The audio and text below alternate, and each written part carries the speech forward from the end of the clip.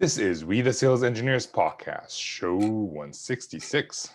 Welcome to We the SEs Podcast, the show for sales engineers by sales engineers with your host, Ramsey Majaba. What's up, SE family? Welcome back to another episode, and thank you for being here. I have a great guest today. We have the technical director at VMware for pre-sales, and we don't have that many technical directors of pre-sales in Canada specifically, mainly because most of them end up residing in the US. So it was great to hear someone in my home country of Canada.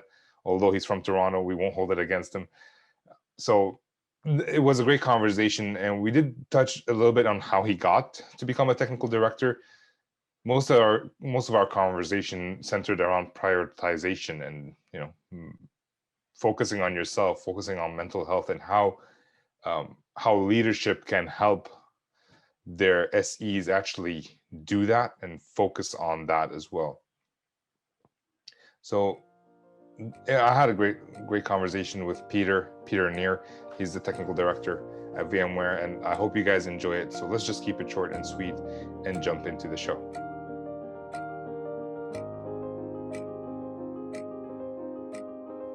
Good afternoon, Peter. How are you doing? I'm doing well. How are you? Well, I was promised that you're going to take this from outside, but I guess it's too hot. It is hot in Toronto area. Well, I'm GTA, but it is hot and humid outside, and I cannot guarantee that my kids won't go running by the camera trying to get in the pool. So my lovely office with circa 1999 office furniture it is. that works. I have the same problem. It's too hot here in Ottawa. So we're both in Canada, which is great. And too hot for a change. No, I don't say that often in Canada. So welcome to the show.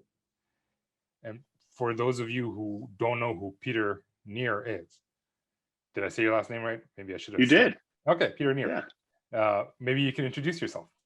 Sure. So as you mentioned, Peter Neer. I lead the technical pre-sales team for VMware in Canada. And so we've got people from coast to coast, managers, individual contributor SEs, and it's also my pleasure to spend a lot of time with Canadian executives talking about technical strategy, cloud adoption, all those sorts of fun things. Yep, that does sound like fun. Now, how does one become technical director of pre-sales or sales engineering, solution engineering? Yeah, so lots of different paths to get there. I'll tell you my path. So I actually was in product management for one of, actually the largest software company in Canada. And I found myself kind of looking for a new challenge. And so I went to the leader of global pre-sales and said, hey, I'd like to try your pre-sales. Is that something that you would have any roles coming up? Just let me know. And she said, yes, we'd love to have you on the pre-sales team. So I took over pre-sales for OpenText at the time, and turns out I loved it. Right, so it was a lot of similar traits between product management and pre-sales. You like to talk to people, you like to find that intersection of business and technology. And so I ended up doing that with OpenText for a few years and had a great team at OpenText. And this opportunity at VMware came up a few years ago. I started in VMware as an SE manager. And as we grew our team and needed to expand and add some levels in there, I raised my hand to be one of the candidates considered for running Canada as well. And so doing the director role now for about 3 years, but lots of different paths. As I mentioned, I kind of came through product management. I know a lot of people come through consulting. A lot of people come through technical account management. But then, you start to focus on leadership and management. Frankly, it's what I really enjoy. Nice. The reason I'm asking is there's a lot of SEs who would love to be SE leaders, but it seems like for every 20 SEs, there's one SE leader. So it gets harder. And I guess when you go into technical director, there's even less technical directors. So yeah, it's interesting to hear paths of different people and how they got there. But I guess the big thing is that you put out your hand and you said you'd like to try it out. because a lot of people complain that they don't never get the job, but they never ask for it either. So yeah, well, and I'd say it's a different job. It's not for everyone. And I have that conversation with some of the SEs on my team, say, hey, if you want to get into management, great, happy to support you. Here's some of the training we can get you set up for. But it is a different job where my job as an SE leader is to make sure my people are successful. It's not necessarily for me to be successful at all. So you have to really like working with people, developing careers, grabbing some of the stuff that is challenging for the SEs and say, okay, I'll try to wrestle that down for you and help you out there. But you're not as hands-on with customers anymore either, right? So you are focused on people development. I'm focused on business quite a bit as well. So looking at the finances of the SE organization, looking at how we present ourselves as a business to the global organization, and I share that with my teams on every quarterly call we do. I say, how do we look as a business to the organization? And I'm proud to say the Canadian SE business always looks incredibly strong, which is a testament to the team. Well, it seems that every time I talk to someone who has a team in Canada, the Canadian team is doing amazing. I like to take credit. Go Canada! Yeah, so that's great. I talked to one SE manager, and she said as soon as she became an SE manager, her problems kind of took a back seat to everybody else's problem. So that would be challenging for a lot of people, including myself, because everybody wants to be happy at work. How do you manage handling everybody else's problem and not dropping and not sacrificing your joy for your business or for your job while doing it? Good question. So prioritization is probably the word. It's easy to say, harder to do. I'll say I learned the art of prioritization through product management. Actually, it's one of the biggest skills that I took away from that part of my career, because you've got 1,000 things you probably should be doing in the product, 500 things that people say you absolutely have to do, and probably 100 things you actually have time and resources to do. And so you've got to kind of figure out, okay, what am I going to do to prioritize those 100 things that I can do that are going to have the most impact to the customers, to the products, et cetera. Similar, for SEs and working with SEs, I just got to prioritize what are the things that are going to have the most impact to help my teams. And I try to pick those at scale, right? So yes, there's a lot of times when there's one particular customer issue that bubbles up that I need to help somebody with. And I'll jump in and I'll be on weekend calls with the customers, taking the beatings, when we need to. But I try to then say, okay, how do you take that and make that something that's going to impact all of the 60 SEs that I have in Canada? Is okay, maybe I can improve the process about how that escalation happens, and try to do something that's going to improve quality of life for everyone on the team. So that's kind of the prioritization that I was going at. But sorry, was that the root of the question, or did I take it in a different direction on you there? Well, you can take it whichever direction you want. I think so. So yeah, what I was trying to get to, because you're a manager and you have, in your case, a director, and you have a lot of people underneath you, and you're putting their priorities first. At what point do you say, that's enough? I need to think about myself right now, so I remain sane. But I think you just said that you through prioritization, unless you want to add anything else to it. Yeah, well, I will add, because prioritization is easy to say, harder to do. And when you think of prioritization, really what it means is figuring out what things are you going to say no to. And I know you often get that from customers or your boss saying you need to prioritize, which often means prioritize my stuff, right? But the opposite is actually what you need to get good at, and that's setting boundaries, saying where's your line of things you're just going to have to say no to.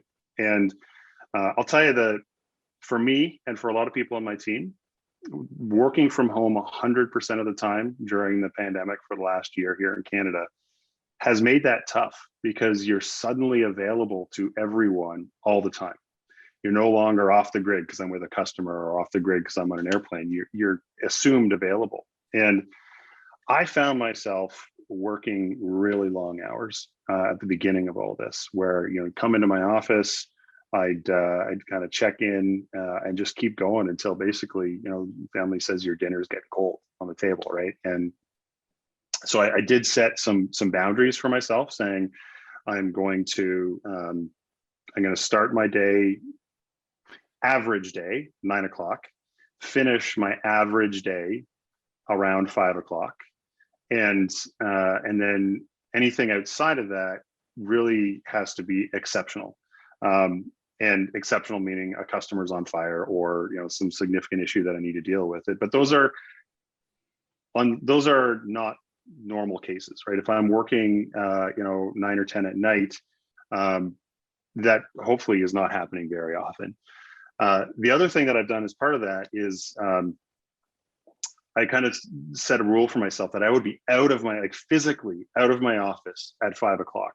And so when the weather allows, I'll go on my back deck, and I've got a chair on the back, like that's kind of getting a nice groove that looks kind of like me in it, and I'll go either chill out there, or if I need to return some phone calls, I'll do it out there, but casually, right? And I'll just say to people, hey, FYI, it's beer o'clock. I'm on my deck. I've got a beer. You're welcome to grab one too. And it'll be only casual conversation at that point as well. So try to set those boundaries for myself. I think as a leader, it's also important to set an example. As frustrating as sometimes it might be to hear that, I'm not going to regularly book calls after 5 o'clock. They can then see that their leader is doing the same thing as well, which gives people license to do the same thing, right? That says I'm gonna cap my normal workday and only be working late, only working on weekends when something is truly on fire.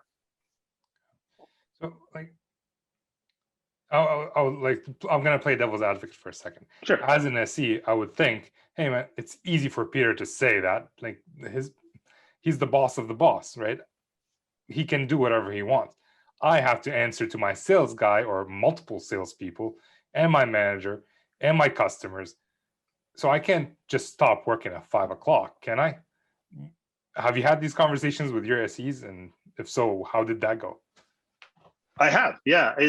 Another thing about the pandemic, I haven't gotten a chance to go out and see my team as much as I normally would. So for me, I'd normally, once a quarter, I'd be in Ottawa and grab the entire Ottawa team, say, hey, let's go for drinks and just catch up and see what's going on and have chats.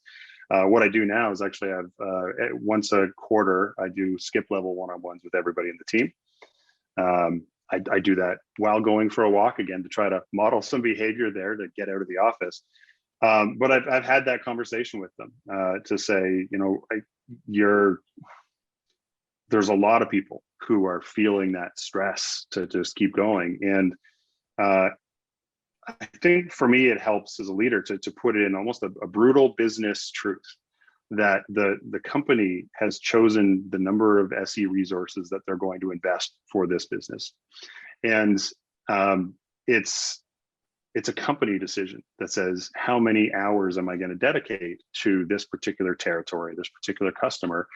And because of that company decision that says you're the only person that's going to be supporting this, it doesn't mean that the economics make sense because you suddenly work 2 times harder, right? That's just not how the brutal economics of this stuff works, right? And so if I expect you to do the amount of work that you can do in a normal workday, and yes, we're going to be up on evenings, we're going to be up on weekends sometimes, but if that's your normal calendar, then you need to work with your manager or with me to figure out what are the things you're going to say no to. And if some of those are meetings that I tell you to go to, that's okay. You let me know, right? And I'll try to give you a pass on those things. But I have talked to a lot of people whose reality is just there's just so many things going on, right? I've got to get trained. I've got to go to these customer meetings. I've got to show up to your forecast calls, Pete. All these sorts of things, and you just got to figure out which ones to say no. And I don't know what your manager is like, but in my team, I expect your managers to be able to help you to say no. And then here's the trick, I think, for an SE. often SEs are the last line of defense for some of the things that are going on. So when you say no, maybe that means nothing happens. And that's a lot of weight to have on your shoulders because you own these technical relationships, right? You don't want to let a customer down. So some of it is, putting pressure is the wrong word, finding ownership other places in the organization, right? Because just saying no is tough to a customer. But saying, hey, I can't take this for you right now, but here's a partner who I really trust that you can go work with in the area. Or here's our customer support organization, and if you're having any issues with them, let me know, and I'll try to escalate for you. But if you've already committed to doing something, frankly, you got to follow that through. That's just part of what we're doing. But if you see yourself getting busy and you need to be able to say no to some things, even to your salesperson, you got to say no. And for us, usually there's some sort of outlet, like a partner or like someone else who can take on that work, but sometimes there's not, and you just need to make that decision. And hopefully you have support from your manager who will then have your back with your sales counterpart to say, look, this isn't going to happen. When I first became an SE, one of the sales directors told me some of the best SEs he knows are the ones who know how to leverage team members or other people as well. And that sounds a lot like what you're saying, like leverage your support team, leverage whoever it is you need to leverage. Don't dump your work on them, but leverage them properly. The thing that I find, it's very hard for SEs to actually do that because they own it. It's theirs. How do we practice doing that? How do we practice letting go a little bit so other people can actually come up and maybe they want to become SEs and we help them out and they help us out? Yeah. And I don't want to sound disingenuous with this because I do recognize that often the reason this stuff's piling up on an individual SE is because somebody else in the organization had the luxury of saying no, right? And so it lands on that SE to own it. I think there's a lot of that is getting to know the supports that are around you and things that are, and some of these aren't going to make people happy, right? If a customer wants you engaged in something and you can't, saying to them, hey, I'm going to ask you to work with this partner instead, they might not be happy with it. Hopefully I'm going to say it this way. I think it's worth the investment of time to build up some of those relationships with other people in the team and partners in your territory and things like that, so that you can have that ability to then call somebody up and especially if you've had a good relationship with them, you built that relationship. Sometimes it could be, hey, I am just absolutely swamped and I need you to take this for me. Is this something you can run with? I don't know. At VMware anyways, we're tight enough of a team that if you genuinely ask somebody for help, they will almost always say yes. If you shoot them an email 10 times a day saying, hey, not it, you're not going to get quite as much support. But if you're genuine about it, and then I think you'll get the support you need. Keep in mind that they might come back and ask you for help at some point later on because they're over leveraged as well. So, it's a give and take. Give and take. But, all right. So, from what I've talked to a lot of people at VMware, I have a lot of SE friends. They say the management is the best management. They have a lot of training. You guys seem to know what you're doing. A lot of other companies don't. Thank you. You're welcome. They're either growing right now or they have a toxic manager or whatever it is. How can an SE at that point, or even an SE manager, if his or her management are not setting the same rules as you are, how can they set the rules and affect up the chain of command, I guess? Yeah, it's a hard theoretical for me to answer. I would say I'm gonna take the manager side of that, because a good manager can push back on leadership above. And I'll tell you some of the things that regularly happen for me, right? Where we have different organizations within the company that have plays they want you to run. And so we'll get into this scenario where sometimes I'll be starting a quarter and I've got 5 different organizations saying, I want you to run 5 different plays. And that'll just come as a thou shalt sometimes. And I'll say, look, can't do it. And I'll push back to my boss, say, look, my teams can take on, maybe 2 or 3, definitely only 1 new one per quarter, because they're going to have to learn it. They're going to get trained on it. And sometimes that pushback of saying no at that leadership level is enough. And you can take the punches. And so as a manager, take those punches. And I think if you will be respected for it, in saying no, especially if your business is running well. You earn a lot of credibility by having a well-performing business, right? So if your SEs are hitting the metrics that they need to, if you're hitting the quotas that you have, if you are by all accounts doing well, that gives you the right to say no a little bit at the higher levels. So that's the manager answer. On the individual answer,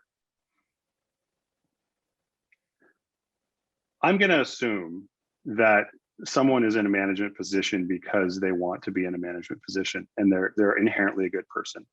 And there's pressures that come from everyone.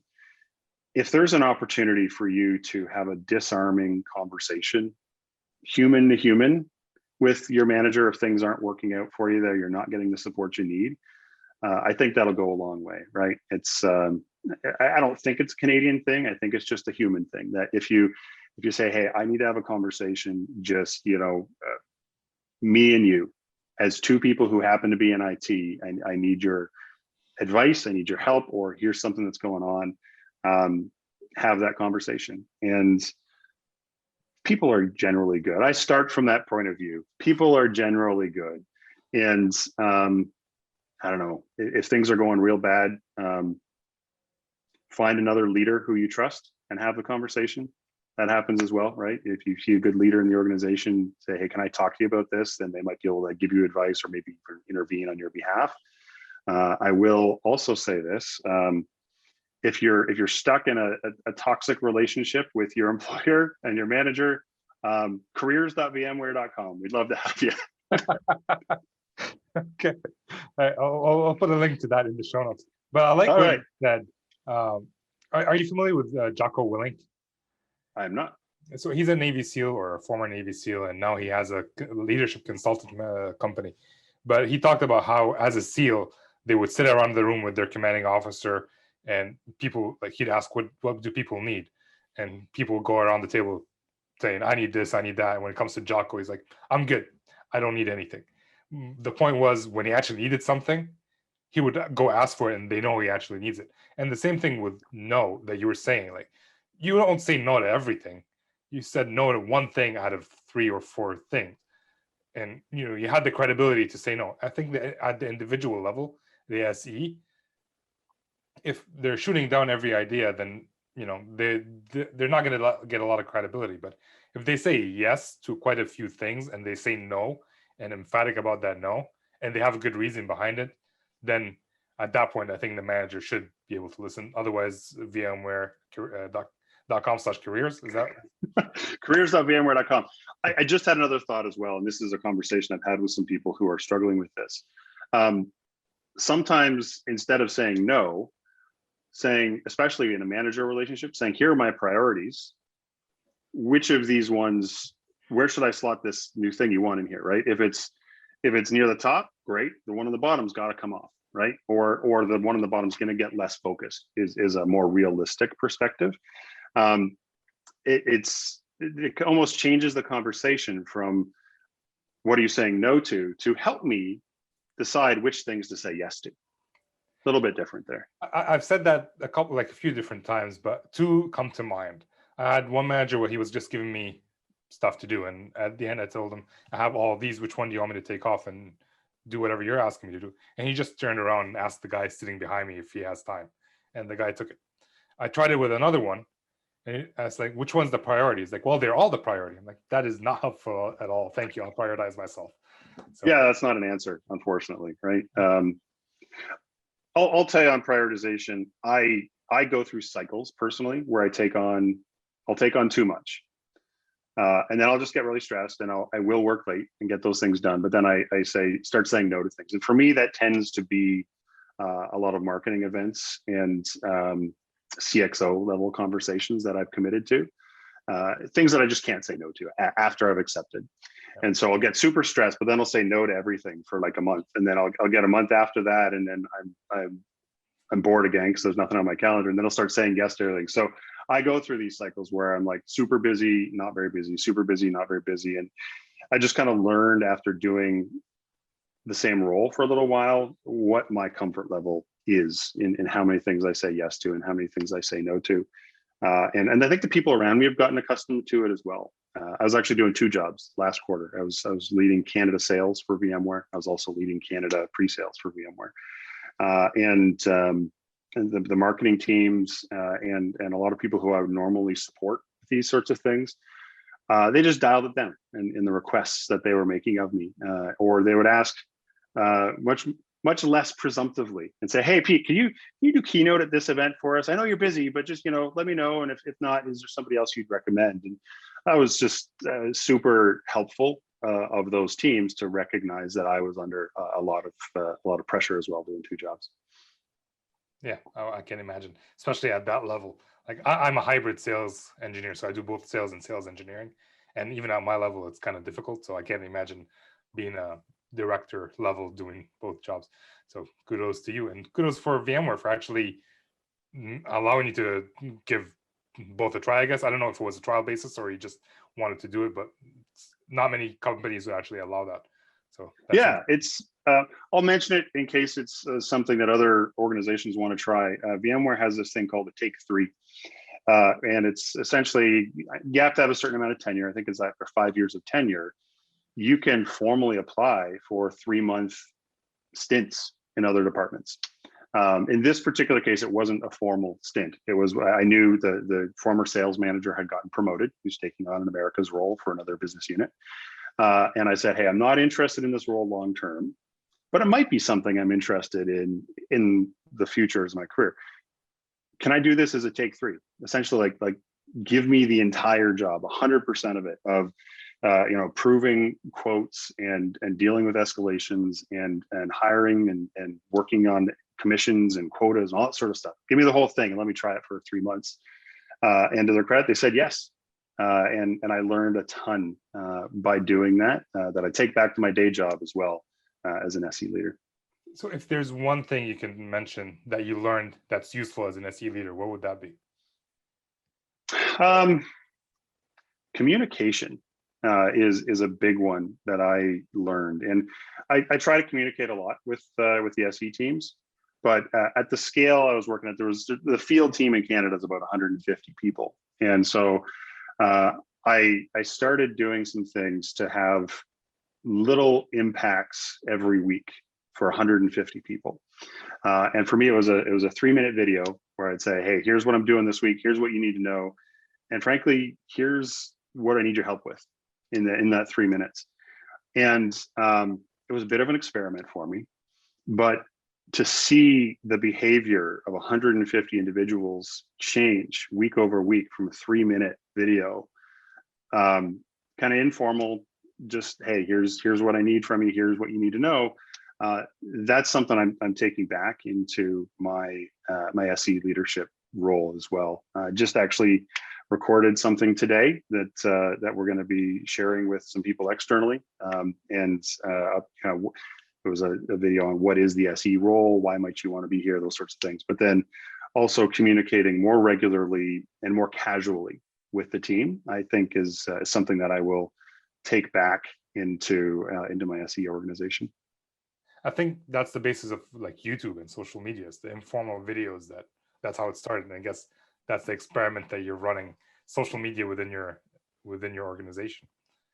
At least that's what yeah. It's easy for those to sometimes feel forced, but I tried not to. and a lot of it's, as I said earlier, I'd like to get out and be It's going to make me sound like an alcoholic. I like to go for a beer with the people on my team, like when I'm in Calgary or Ottawa or wherever. And I'm super missing that right now. So trying to stay connected and communicate as much as I can. And I got good feedback from the team as well, right? They say, hey, I didn't actually know that that's kind of what you're doing and why you do it. Thanks, that worked out well. And I don't think it makes you sound like an alcoholic. I think it makes you sound like a Canadian. Canadian. There we go. Let's let's have a chat over poutine. And for all of your non-Canadian viewers, they may not know what that is. I was making fun of somebody, actually, a Canadian from Halifax. He was part of a global training that we were doing today, and I said, hey, good work, extra deep fried pepperoni for you. And not a single soul knew what I was talking about, but the Haligonians know what I'm talking about. You can Google it. I will. We'll put a link to it in the show notes as well. So something you mentioned, like, I think we're gonna just change subjects a little bit, because I think we got this. That's a lot of good information.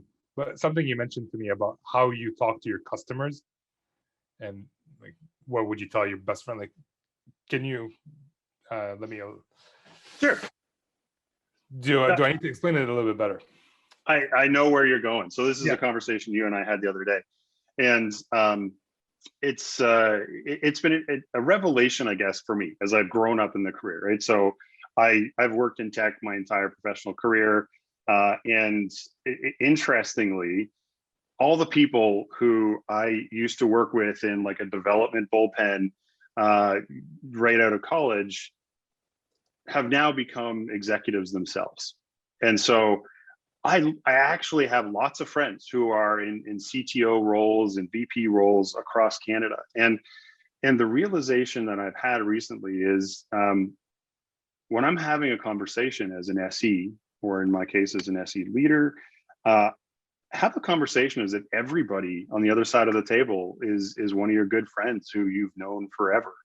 What would I want that person to know about what I've learned about the industry? You know, here's what other Canadian organizations are doing in your similar scenario. Here's a story of another CTO who tried something and failed, and you can learn from that. But here's how they turned it around, and here's maybe you should learn from the goodness that they did. And hey, I can connect you if you want to talk to those people. But it's for me, don't ignore the fact that I happen to have a lot of CXO friends. It was more just the realization that I would want to talk to everybody like that, right? And so often you're given, you know, pamphlet type materials from your organization, say, oh, go and sell this thing. It's like, okay, well, would I want my best friend to take that thing? Is it ready for prime time? Does it actually solve a problem? Do I know other people who this has solved a problem for? If the answer is yes, absolutely.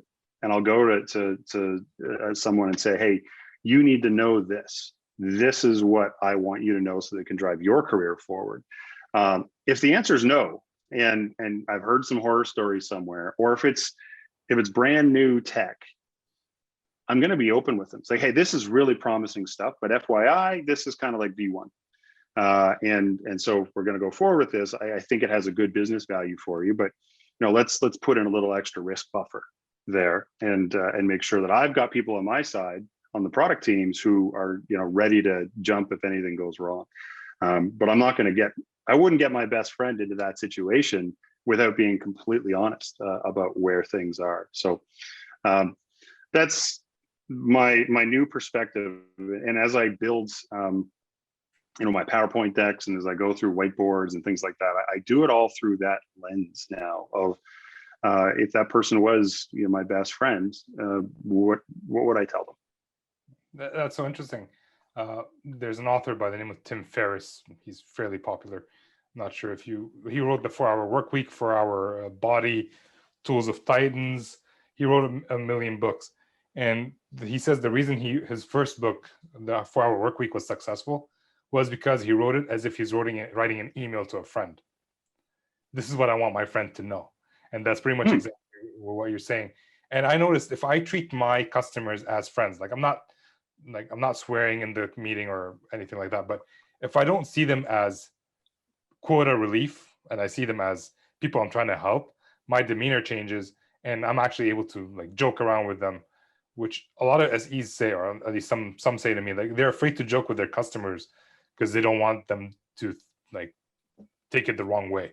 But you're saying like if they're friends, you would joke with them normally and build relationships like that. Yeah, I mean, keep it appropriate and professional, all those sorts of things. But yes, we're just people trying to get jobs done, right? You may be a customer one day, you may be a customer executive someday, you may be a salesperson another day, right? You're just trying to get something done, and sometimes you'll run up against customers who get that. I'm the customer, you're the vendor.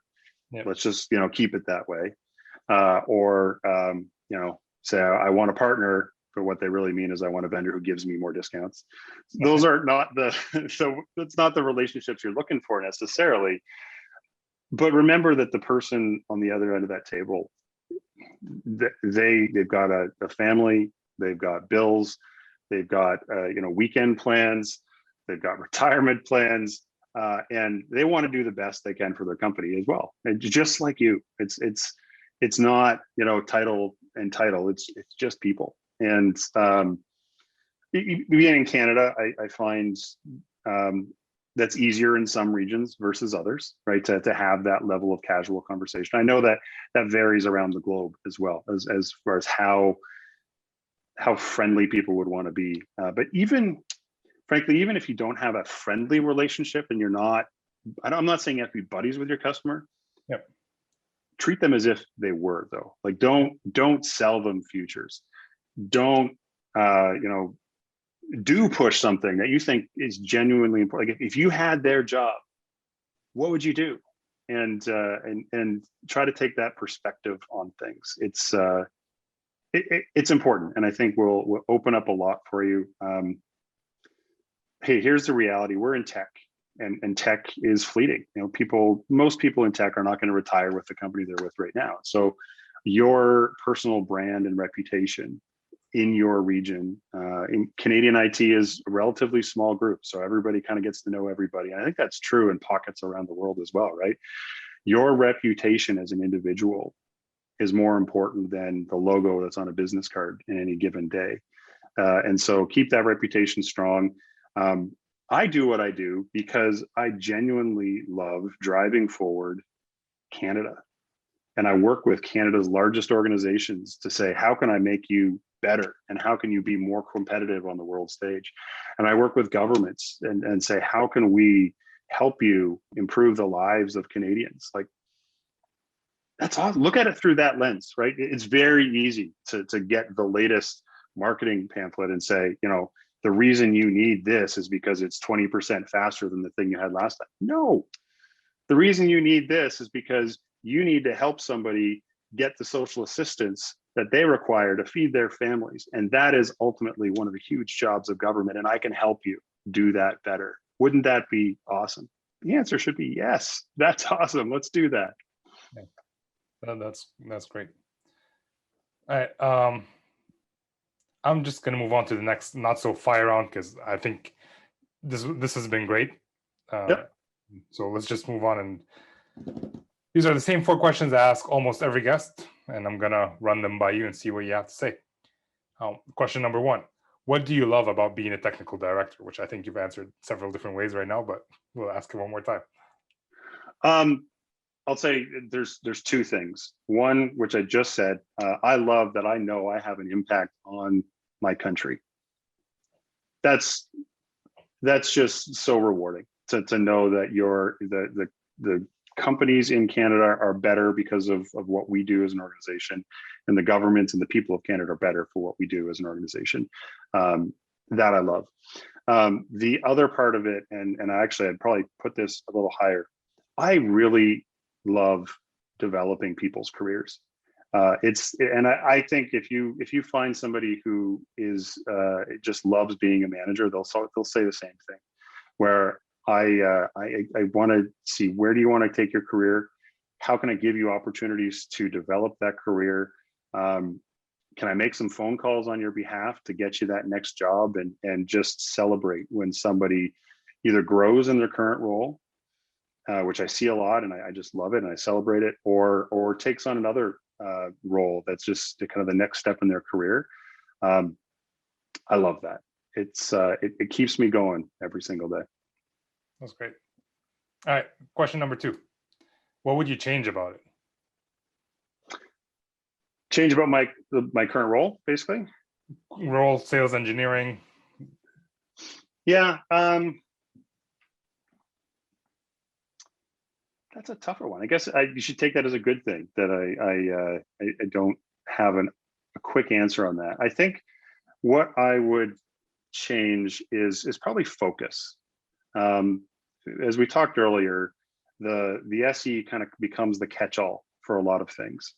And I fight really hard to try to make sure we're allowing our SEs to focus, to say this is the 1, 2, or 3 things that you need to really focus on. And I do find that gets diluted very easily because you get those top 3 priorities, but then you also get the customer support escalations, and you also get the product things that come your way, and you also get all the training and things. And if I could change one thing about the role, it would be to have well-defined focus, so that you know what your priorities are, and you have a little more air cover when you need to say no to things. Yep, sounds like a good thing to change. All right, question number 3. If someone wants to become a technical director or a leader within their organization, what resource would you point them to learn a little bit more about, whether it's SE leadership or leadership in general? Yeah, so a lot of larger organizations have leadership development programs that you can become a part of. So ask your manager. Well, number one, have a career conversation, because your manager can help you, themselves and help you develop some of those skills. A manager has within their ability to give you kind of special projects, to lead things that they may have otherwise led themselves, and say, hey, take this and run with it and see how you do. So have that conversation with your manager first, and see if they can give you some opportunities to try it on for size. Maybe it's coverage while a manager is away on vacation, and don't just cover the escalations, but actually take on the job, take over the meetings that they would have had when they're on vacation, and actually do that job. The other piece I was going towards is leadership development programs. If your manager knows that you're interested in that, then these leadership development programs come along every once in a while. Had one just last week, actually. And often these come up pretty quickly, right? There's a leadership development program. Peter, I need to know who your nomination is from Canada tomorrow. Okay. Luckily, my managers know who on their team are really interested in management, and we can get them nominated into those programs right away. So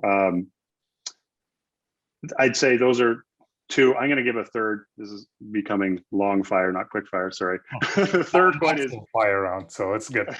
is just do it in a lot of cases, right? And I think generally SEs who I've seen are very good at this, anyways. Is if you want to do something, just start doing it, and don't necessarily wait for the next level of SE needs me to do X, Y, and Z. Just do X, Y, and Z, or Z for my Canadian friends, and start to get those behaviors, because it becomes much easier for people to see you as an up and coming manager if you just start doing manager things.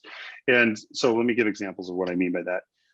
If there's a gap in your team where, hey, we really need to get people together to talk about this particular industry on a regular basis, just do it, right? Become that leader and just start to lead amongst your team. If there's, this comes up a lot in Canada. If there's a particular, regulatory thing that you really need someone to champion, and bring that up to the R&D teams, just do it. Say, hey, I'm going to do this. And you might want to verify with your manager that it's okay, but just say, hey, I'm going to do this. I'm going to be the champion for getting this particular level of government certifications for Canada, and bringing that all the way up to product management leadership. Go for it, right? There's nothing stopping you from doing some of those things on your own. So just do it, basically. Just do it. Yeah, it's I don't know. Nike's going to come after me for royalties there. You said it, not me, for the record. I think you said it first, but okay. Ah! It's my podcast. I'll take ownership. All right. Last question of the not so fire round. Is there something that you are working on improving today? Me personally, the team. Well, whether it's like through business or life, whichever one you want to share. So I'll say something that I've become really passionate about in the last year has been around mental health, and that's I think it's important for everybody. Like I see my family, I see my team, everyone really struggling right now with this, and you know, we started this conversation with how do you manage priorities, and we kind of focus mostly on work priorities, but the reality is home priorities and everything around us are there as well. And I've been trying to focus on that for me and for my team. And so a few things that we've done there. Me personally, I share some of my mental health challenges with my team. Not necessarily going to do that on the call here, but just talking about the things that I've personally struggled with over the last year and over the last decade, and what I did to try to get some help with that, and navigating through some of the employee assistance programs, the benefits programs that we have, and how did that work for me? How did that work for my family? And I've had people reach back to me from within the company and say, hey, thanks, that helped a lot, kind of just knowing you've been through it and knowing how you navigate these things. And so I've had people not directly on my team, but just at VMware Canada, who have leveraged our benefits in the kind of the just do it phase. Last year I highlighted to our benefits team that the mental health supports weren't as good as they could be, and they when they came around to 2020, it actually tripled the mental health benefits in Canada. So it's something I'm personally proud of, and I'm loving to see that so many of the Canadian team are taking advantage of that. We did a mental health webinar internally, and then actually went externally with Shane Corson, who's also very outspoken on mental health, and he shares what he went through. All this to encourage people just to talk about it and to use the supports that are out there and available. These are unprecedented times that we're going through right now. And those of us in tech are relatively privileged to say that we are fairly stable in our jobs, that we're fairly stable in putting food on the table and all those sorts of things. But even in that privileged position, the stresses and the pressures that everyone is on right now is high. The other side of that is, we are, because we're privileged, I think we have an obligation to help others as well. And so I've tried to ramp up some of the volunteering activities that we do at VMware and help. We've gotten some people at VMware actually joined a team to help Community Living Toronto that does outreach to people in Toronto living with intellectual disabilities, to help there. And we donated time, and we donated money, and we donated iPads so that people who are locked in their apartments in Toronto now have the ability to communicate with their families and with the support workers that are working with them. So there's an obligation for us, I think, to use that privilege to help give back to the community. Anyways, that's been a focus of mine. I personally have more growth to do there. But it's something I'm proud to have championed with the team here at VMware Canada, because it's important.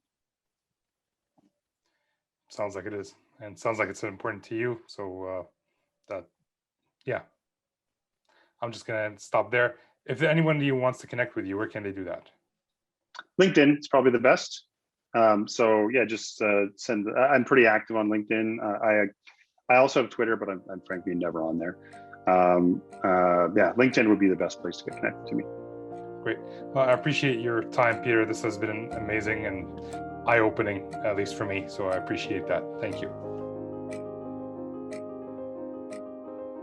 Thank you, Peter, for coming on. Thank you guys for listening. I really appreciate it. If you enjoyed this show, which I'm hoping you did, if you didn't, let me know. I want to know why. But if you did enjoy the show, make sure to share it with somebody. I'm trying to get people to listen to this podcast a little bit more, whether it's on this platform, whatever platform you're listening to for the podcast, or whether it's on YouTube. I have 700 and almost 20 subscribers as of today. So if you want to subscribe to my channel, get me up to 1,000 so I can actually have a better link for my YouTube channel. I would actually appreciate that. So this was a great conversation in terms of like focusing on your mental health and how top down people can actually affect the way SEs work. If my boss is working till 12 o'clock and sending me emails at 12 o'clock, I mean, I can make the decision not to answer, but it also feels awkward that he's sending me messages at 12 o'clock at night. So if you're a leader, make sure you take that and keep that into consideration. Connect with Peter if you want to learn more about how he does his how he organizes his time and all that and prioritizes.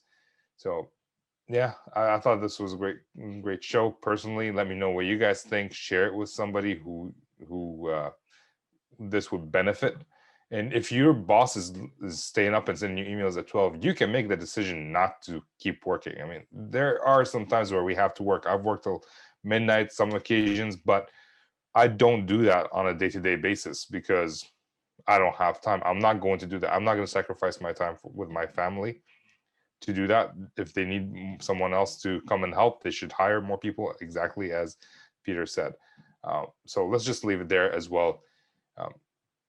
Check out the website and the courses that we have available. If you're interested in any of that, we have a couple of different courses. One with Chris White that's available, and also the one that I have about the road to sales engineering if you're looking to become an SE at some point. So I will catch you later. We'll leave it at that. For myself, this is Ramsey signing off.